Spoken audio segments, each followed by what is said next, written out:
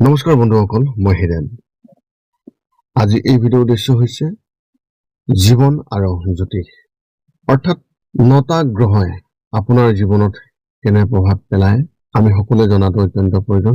আৰু তাৰে উদ্দেশ্যে আমাৰ জীৱনত জ্যোতিষৰ কেনেধৰণৰ গুৰুত্ব আৰু ইয়াক কিয় প্ৰয়োজনীয় তাৰে বিষয়ে সম্পূৰ্ণ তথ্য আপোনালোকক আগবঢ়াই ওলাইছো, যাতে আপোনালোকে জানিবলৈ পায় যে আমাৰ জীৱনত জ্যোতিষৰ কিয় ইমান প্ৰয়োজন আৰু জ্যোতিষৰ যি তথ্য সেই তথ্য অনুসৰি আমি আমাৰ জীৱনত আমি কেনেকৈ আগবাঢ়িম ইয়াৰ বিষয়ে জানি লোৱা। প্ৰথমে মোৰ এই চেনেলটো আপোনালোকে ছাবস্ক্ৰাইব কৰি ল'ব, যাতে মোৰ পিছৰ ভিডিঅ'বিলাক আপোনালোকে সহজে লাভ কৰিব পাৰে। লগতে মোৰ ভিডিঅ'টো ভাল লাগে তেন্তে লাইক আৰু শ্বেয়াৰ কৰিব, কমেণ্ট কৰি আপোনালোকৰ মনোভাৱ প্ৰকাশ কৰিব। এতিয়া মূল বিষয়লৈ। আজিৰ ভিডিঅ'ৰ উদ্দেশ্য হৈছে আমাৰ জীৱনত জ্যোতিষৰ কিয় ইমান প্ৰয়োজন আৰু ইয়াৰ প্ৰয়োজনীয়তা কিয়, আৰু এই জ্যোতিষৰ জৰিয়তে আমি আমাৰ জীৱনত আমি কেনেধৰণে আগবাঢ়িব পাৰোঁ তাৰে সম্পূৰ্ণ তথ্য অৱগত কৰা। জ্যোতিষ এনে তথ্য দিয়াৰ এক মহান শাস্ত্ৰ। আমি এই শাস্ত্ৰৰ জৰিয়তে আমি আমাৰ পূৰ্বৰ জীৱনৰ বহুতো তথ্য আমি জানিব পাৰোঁ, যি তথ্যৰ জৰিয়তে আমি আমাৰ জীৱনৰ সংঘৰ্ষমূলকে হওক বা আৰ্থিকৰ ক্ষেত্ৰতে হওক, বেমাৰ আজাৰৰ ক্ষেত্ৰতে হওক, সম্বন্ধৰ ক্ষেত্ৰতে হওক, আমি আমাৰ জীৱনত আমি যিমানবিলাক কাম কৰোঁ প্ৰত্যেকটো কামৰ, প্ৰত্যেকটো সমস্যাৰ, প্ৰত্যেকটো লাভৰ যি সময়, সেই সকলোবোৰ তথ্য আমি এই জ্যোতিষৰ জৰিয়তে জানিব পাৰোঁ। টকা পইচাৰ পৰা আৰম্ভ কৰি অসুখ বিসুখ, বেমাৰ আজাৰৰ পৰা আৰম্ভ কৰি জীৱনৰ সকলো বস্তুৰ বিষয়ে আমি জ্যোতিষৰ জৰিয়তে জানিব পাৰোঁ। আহকচোন ইয়াৰ বিষয়ে কিছু তথ্য জানো। 9টা গ্ৰহ ইটোৱে সিটোৰ লগত সংযোগ হৈ আছে। এইবোৰত সূৰ্যক সকলো গ্ৰহৰ ৰজা বুলি গণ্য কৰা হয়। সেয়েহে যেতিয়া সূৰ্যৰ মতে কাম কৰা হয় তেতিয়া ক্ৰমান্বয়ে সকলো গ্ৰহ অনুকূল হ'বলৈ আৰম্ভ কৰে। এই গ্ৰহবোৰে আমাৰ হৃদয়, মন আৰু নিয়মীয়া জীৱনত প্ৰত্যক্ষভাৱে প্ৰভাৱ পেলায়। জ্যোতিষত সূৰ্যক আত্মাৰ বাবে দায়বদ্ধ গ্ৰহ বুলি গণ্য কৰা হয়। যেতিয়াই আত্মাই কেতিয়াবা কোনো অন্যায় মানি নলয়, কাৰণ আত্মা অতি পবিত্ৰ। সূৰ্যৰ দৰে আত্মাও সদায় সত্যত বিশ্বাস কৰে। একে সময়তে চন্দ্ৰ হৈছে মন। যেনেকৈ চন্দ্ৰ 16টা পৰ্যায়ত বৃদ্ধি হয় আৰু হ্ৰাস হৈ থাকে, ঠিক একেদৰে আমাৰ মনটো চঞ্চল হৈ থাকে। পূৰ্ণিমাৰ দিনাহে চন্দ্ৰ পূৰ্ণ হয়। একেদৰে পূৰ্ণিমাৰ দৰে আমাৰ মনটোক সুস্থিৰ কৰিব লাগে, আৰু সেই সুস্থিৰ কৰি ল'লে আত্মাৰ লগত মনটো সংযোগ হয়। যেতিয়া মন আৰু আত্মা অৰ্থাৎ সূৰ্য আৰু চন্দ্ৰ ইটোৱে সিটোৰ লগত সংযোগৰ স্থাপন কৰে, তেতিয়া সদায় শুভ কামবোৰ হ'বলৈ আৰম্ভ কৰে। অৰ্থাৎ আপুনি মানুহক সহায় কৰিবলৈ আৰু ভাল কাম কৰিবলৈ আৰম্ভ কৰিব। এনেধৰণৰ প্ৰকৃতিৰ ওপৰত মংগল গ্ৰহৰ প্ৰভাৱ নিশ্চয়কৈ আছে, যাৰ বাবে শুভ কাম হ'বলৈ আৰম্ভ কৰে। কোনোবাই যদি অন্তৰ প্ৰাণেৰে যিকোনো শুভ কাম কৰে তেন্তে তেওঁৰ বুদ্ধি স্বয়ংক্ৰিয়ভাৱে ভাল হৈ পৰে। ভাল বুদ্ধি মানে বুধ গ্ৰহ জীৱনত বিশেষভাৱে প্ৰভাৱ কৰে।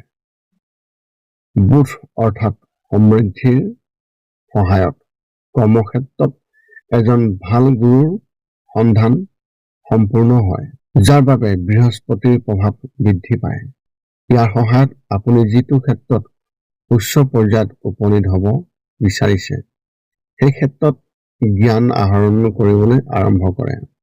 গুৰুৱে দেখুওৱা পথ অনুসৰণ কৰিবলৈ আৰম্ভ কৰে। গুৰুৱে দেখুওৱা পথ অনুসৰণ কৰিলে সন্মান, প্ৰতিপত্তি, মাটি সম্পত্তি, ধন সম্পত্তি আৰু সমৃদ্ধি পোৱা যায়। এই সকলোবোৰ বস্তুৰ ওপৰত শুক্ৰদেৱৰ প্ৰভাৱ আছে। এইদৰে ধন সম্পত্তি আৰু বিলাসিতা কাৰক শুক্ৰ আপোনাৰ জীৱনত বিশেষভাৱে প্ৰৱেশ কৰে। এনে পৰিস্থিতিত যদি গুৰুজনাৰ শিক্ষা স্মৰণ কৰি আগুৱাই গৈ থাকে তেন্তে আনন্দহে থাকে। কিন্তু কিছুমান মানুহে গুৰুজনক পাহৰি যায় আৰু তাৰ পিছত নিজৰ বুদ্ধিমত্তাক ভুল কামত ব্যৱহাৰ কৰে, যাৰ ফলত মনটো যোৱাৰ ফালে বিচ্যুত হৈ পৰে। মদ, অশ্লীলতা আৰু মিছা অভিনয় আৰু শুভ কাম বন্ধ হৈ যায়। মনটো পাপৰ কামত নিয়োজিত হৈ পৰে। আত্মাৰ মাত শুনা নাযায়। আত্মাৰ কাৰক সূৰ্যও হৈছে ৰজা। তেওঁ ন্যায়ৰ গ্ৰহ শনিক আপোনাক সঠিক পথত লৈ যাবলৈ নিৰ্দেশ দিয়ে। এয়াই শনি গ্ৰহৰ প্ৰৱেশ। যেতিয়া সন্মান আৰু ধন সম্পত্তিৰ অৱনতি ঘটিবলৈ আৰম্ভ কৰে। এই কাৰণেই মানুহে ঈশ্বৰক স্মৰণ কৰে। এনে পৰিস্থিতিত ৰাহুৱে পুনৰ পথ প্ৰদৰ্শক হিচাপে কাম কৰে। কিন্তু যদি আমি ধৰ্মৰ লগতে গুৰুৱে দেখুওৱা পথ অনুসৰণ কৰোঁ, তেতিয়া সেই ব্যক্তিৰ নাম উজ্জ্বল হ'বলৈ আৰম্ভ কৰে আৰু সেই নামত বিশেষভাৱে প্ৰৱেশ কৰে কেতু। কেতু হৈছে আধ্যাত্মৰ লগত সম্পৰ্ক। তথাপিও যদি কোনো ব্যক্তিয়ে গুৰুৱে দেখুওৱা ধৰ্মৰ পথ অনুসৰণ নকৰে, তেন্তে কেতুৱে সেই ব্যক্তিক সন্মান আৰু শৰীৰৰ পৰা মুক্ত কৰি পেলায়, অৰ্থাৎ সেই ব্যক্তিজনক মৃত্যুৰ মুখলৈ লৈ যায়। ভাৰতীয় সংস্কৃতিত জ্যোতিষ শাস্ত্ৰ কেৱল ভৱিষ্যতৰ আগজননীৰ মাধ্যম নহয়, বৰঞ্চ ই জীৱনৰ সঠিক দিশ প্ৰদান কৰাৰ এক ঐশ্বৰিক বিজ্ঞান। বেদৰ 6 অংশৰ ভিতৰত জ্যোতিষক বেদাচক্ষু অৰ্থাৎ বেদৰ চকু বুলি কোৱা হৈছে। চকুৰ অবিহনে যেনেকৈ পথ দেখা নাযায়, ঠিক তেনেদৰে জ্যোতিষৰ অবিহনে সময়, কৰ্ম আৰু ফলাফলৰ সূক্ষ্ম ৰহস্য বুজি পোৱাটো কঠিন হৈ পৰে। আজি আধুনিক যুগত বিজ্ঞান আৰু প্ৰযুক্তিৰ বিকাশ ঘটিলেও জ্যোতিষৰ গুৰুত্ব কমি যোৱা নাই। বৰঞ্চ জীৱনৰ ক্ৰমবৰ্ধমান জটিলতাৰ মাজতে মানুহে নিজৰ জীৱনৰ গুৰুত্বপূৰ্ণ সিদ্ধান্তৰ বাবে নিৰ্দেশনাৰ প্ৰতি অধিক আকৰ্ষণীয় হৈ আহিছে। প্ৰাচীন বৈদিক জ্যোতিষ জ্ঞানক বিশেষভাৱে প্ৰামাণিক ৰূপত সাধাৰণ জনতাৰ মাজলৈ প্ৰেৰণ কৰা আৰু জীৱনৰ বিভিন্ন ক্ষেত্ৰত মানুহক উপযুক্ত পথ প্ৰদৰ্শন কৰাৰ উদ্দেশ্য মোৰ। জ্যোতিষ শব্দটো জ্যোতিৰ পৰা উদ্ভৱ হৈছে, যাৰ অৰ্থ পোহৰ। গতিকে জ্যোতিৰ হৈছে সেই বিজ্ঞান যিয়ে অজ্ঞানৰ অন্ধকাৰ দূৰ কৰি জীৱনত পোহৰ প্ৰদান কৰে। মহৰ্ষি পৰাশৰে জ্যোতিষক ঈশ্বৰৰ প্ৰদত্ত জ্ঞান বুলি অভিহিত কৰিছে, যাৰ যোগেদি মানুহে নিজৰ কৰ্মৰ ফল বুজিব পাৰে। শাস্ত্ৰত কোৱা হৈছে যে জ্যোতিষম বেদাচক্ষু স্মৃতাম শাস্ত্ৰবিদ্যু জনো, অৰ্থাৎ পণ্ডিতসকলে জ্যোতিষক বেদৰ চকু বুলি অভিহিত কৰিছে। ৰাশিফল কেৱল গ্ৰহবোৰৰ অৱস্থানৰ ছবি নহয়, মানুহৰ স্বভাৱ, গুণ, দোষ, প্ৰতিভা আৰু জীৱনৰ উদ্দেশ্যৰ দাপোন। ৰাশিফলৰ জৰিয়তে এজন ব্যক্তিয়ে এইটোৱে জানিব পাৰে যে তেওঁৰ স্বাভাৱিক ক্ষমতা কি আৰু কোনবোৰ ক্ষেত্ৰত তেওঁ অধিক প্ৰচেষ্টা চলাব লাগিব। আজি লাখ লাখ যুৱক যুৱতীয়ে সিদ্ধান্ত ল'ব পৰা নাই, তেওঁলোকে কোনবোৰ কাম কৰিব লাগে, ব্যৱসায় কৰিবনে নে কোনো বিশেষ ক্ষেত্ৰত বিশেষজ্ঞতা লাভ কৰিব লাগে। জ্যোতিষ বিশ্লেষণৰ জৰিয়তে জানিব পাৰি কোনটো স্থানত এজন ব্যক্তিৰ বাবে অধিক অনুকূল হ'ব। চৰকাৰী সেৱা, ব্যক্তিগত খণ্ড, ব্যৱসায়, শিক্ষা, চিকিৎসা, কাৰিকৰী ক্ষেত্ৰ বা আধ্যাত্মিক সেৱা, এই সকলোবোৰ ক্ষেত্ৰৰ চিন ৰাশিফলত উপস্থিত থাকে। বিবাহৰ পূৰ্বে ৰাশিফলৰ মিলন ভাৰতীয় পৰম্পৰাত বিশেষ তাৎপৰ্য আছে। ৰাশিফলৰ মিলনৰ জৰিয়তে বৈবাহিক সম্প্ৰীতি, মানসিক সামঞ্জস্য, শিশুৰ সুখ, পাৰিবাৰিক স্থিৰতা আৰু স্বাস্থ্য সম্পৰ্কীয় লক্ষণসমূহৰ মূল্যায়ন কৰা হয়। এই কাৰণেই আমাৰ ঋষিসকলে বিবাহৰ পূৰ্বে গুণৰ মিল আৰু গ্ৰহৰ অৱস্থান পৰীক্ষা কৰাৰ নিৰ্দেশ দিয়ে। জ্যোতিষ চিকিৎসাৰ বিকল্প নহয় যদিও ই সম্ভাৱ্য স্বাস্থ্যজনিত সমস্যাৰ সূত্ৰ দিব পাৰে। ৰাশিফলত ষষ্ঠ, অষ্টম আৰু দ্বাদশ স্থানত আৰু গ্ৰহৰ অৱস্থানে স্বাস্থ্য সম্পৰ্কীয় বহুতো গুৰুত্বপূৰ্ণ ইংগিত দিয়ে। সময়ত সাৱধানতা অৱলম্বন কৰিলে এজন ব্যক্তিয়ে বহু সমস্যা হ্ৰাস কৰিব পাৰে। ভাৰতীয় সংস্কৃতিত প্ৰতিটো শুভ কাম শুভ সময় পালন কৰি কাম কৰা হয়। ঘৰ উচ্চতা, বিবাহ, নামকৰণ অনুষ্ঠান, ভূমি পূজন, আধাৰশিলা স্থাপন, ব্যৱসায় আৰম্ভ, বাহন ক্ৰয়ৰ বাবে শুভ সময় বাছনি কৰিলে সফলতা বৃদ্ধি পায়।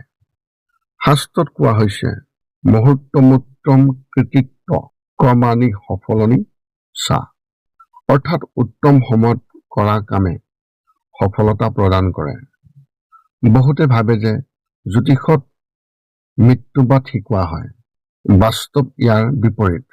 জ্যোতিষ শাস্ত্ৰই আমাক ক'ব বিচাৰিছে যে আমাৰ অতীতৰ কৰ্মৰ কি ফলাফল জীৱনত দেখা যাব আৰু আমি আমাৰ বৰ্তমানৰ কৰ্মৰ দ্বাৰা আমাৰ ভৱিষ্যত কেনেকৈ উন্নত কৰিব পাৰিম। নীতি অনুসৰি মানুহৰ অধিকাৰ কৰ্মত নিশ্চিত হৈ থাকে, ফলাফল নহয়। জ্যোতিষশাস্ত্ৰই কৰ্ম আৰু ফলাফলৰ সম্পৰ্ক বুজিবলৈ সহায় কৰে। বৈদিক জ্যোতিষ কেৱল বস্তুগত সুখত সীমাবদ্ধ নহয়। ইয়াৰ চূড়ান্ত উদ্দেশ্য আধ্যাত্মিক প্ৰগতিৰ জ্ঞান আৰু পৰিত্ৰাণৰ পথ জ্ঞান প্ৰদান কৰাও। নৱম স্থান, দ্বাদশ স্থান আৰু ৰাশিফলত বৃহস্পতি আৰু কেতুৰ অৱস্থানে ব্যক্তিজনৰ আধ্যাত্মিক প্ৰৱণতাক সূচায়। আজি জ্যোতিষ সন্দৰ্ভত সমাজত বহুতো ভুল ধাৰণা বিয়পি পৰিছে।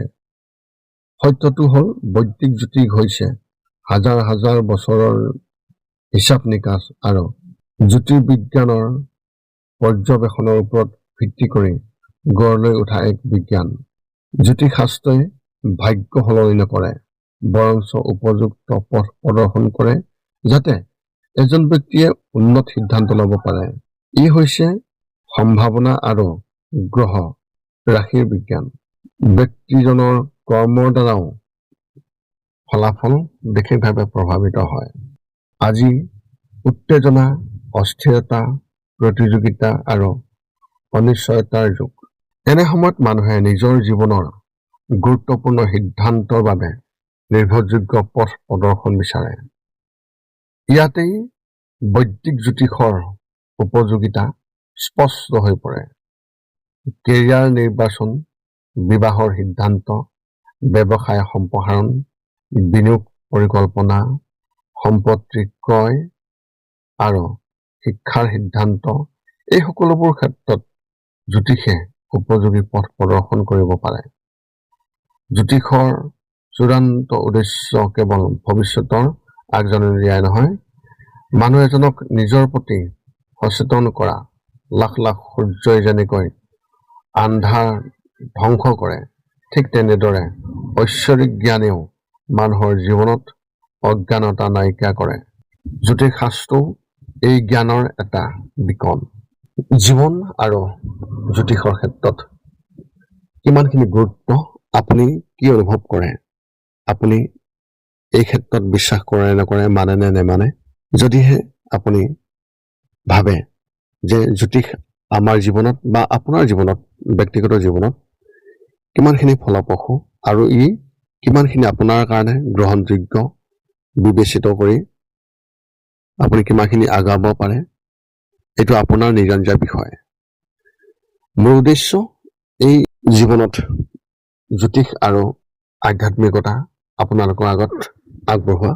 যদি মোৰ এই তথ্য যদিহে ক'ৰবাত ভুল দেখিছে, আপুনি মোক কমেণ্ট কৰি অৱগত কৰিব। আৰু যদি কিবা জ্যোতিষ সম্বন্ধী কিবা প্ৰশ্ন থাকে, তেন্তে আপোনালোকে আমাক এই ভিডিঅ'ৰ তলত কমেণ্ট কৰি অৱগত কৰক আৰু আমি আপোনালোকৰ সেই প্ৰশ্নৰ উত্তৰ আমি দিবলৈ আমি সকলো সময়তে সাজু।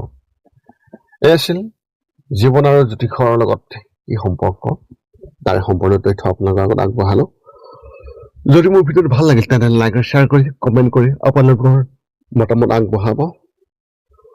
চেনেলটো ছাবস্ক্ৰাইব কৰি থ'ব যাতে পুনৰ অন্য এটা ভিডিঅ'ৰ জৰিয়তে আপোনালোকৰ লগত সম্পৰ্ক ৰাখিব পাৰোঁ। পুনৰ লগ পাম অন্য এটা ভিডিঅ'ত। আজিলৈ ধন্যবাদ।